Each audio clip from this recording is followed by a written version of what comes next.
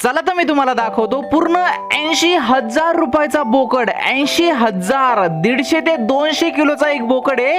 आता हात बघू राहिले तुम्ही, याच्या मागचा बघितला ना, याच्यापेक्षा जास्त प्राइस आहे त्याची. तर रामकृष्णारी मंडळी, आज होता आपल्या शेवगावचा रविवार बाजार आणि बकरी ईद जवळ आलेली, त्याच्यामुळे आज भाऊ इतके जबरदस्त बोकडे आले होते ना बाजारात. मीच बघून हँग झालो होतो की बाबा एवढे मोठे सुद्धा बोकड असू शकतात. आणि त्या बोकडाच्या प्राइस इतके जबरदस्त होते की बाबा एखाद्याचं शेळी पालन चालू होईल, झिरो पासून ते हिरो बनन, इतका जबरदस्त त्या बोकडाच्या प्राइस होत्या. आणि मला वाटतंय की बाबा ईद जवळ आली ना, त्याच्यामुळे तेवढ्या प्राइस त्यांनी सांगितले असणार आहे. आणि ते यंग पण होते बरं का, बोकड 2च दात केले होते त्यांनी. आणि हा जो बोकड तुम्हाला दिसतोय ना, तो पूर्ण म्हातारा झालाय, त्याच्यामुळे त्याची प्राइस मला आहे ना त्यांनी 35 ते 40,000 सांगितली. आता आपल्याला काय घ्यायचा नव्हता, पण मी असंच विचारत फिरत होतो की बाबा काय हालचाल आहे ते बाजाराचे, बघून येऊ आपण. ईदचा बाजार मी कधी बघितला नव्हता आतापर्यंत, पण आज बघून पूर्ण हँग झालो भाऊ मी. एक सुद्धा मला शेळी लवकर दिसत नव्हती, कुठं मुठं एखादी दिसायची, तिला बी कोणी विचारित नव्हतं. पण बोकड सगळीकडेच. आज मी म्हणतो शेतकऱ्यापासून व्यापाऱ्यांनी सगळ्यांनी बोकड त्या बाजारात आणले होते, वेगवेगळ्या जातीचे, वेगवेगळ्या कलरचे. इतके जबरदस्त विषयच नाही करायचा. शिरोई जातीचे काय म्हणा, विठ्ठल जातीचे काय, गावरान काय,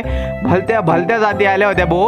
आणि गर्दी तर इतकी होती बाजारात, पाय सुद्धा ठेवायला जागा नव्हती बाजारात. पण थोड्या वेळाने सगळा बाजार असा मोकळा झाला. मी पण जास्त वेळ थांबलो नाही, घरी निघून आलो. पण आजचा जो एक्सपिरियन्स मला भेटला ना, एक नंबर होता.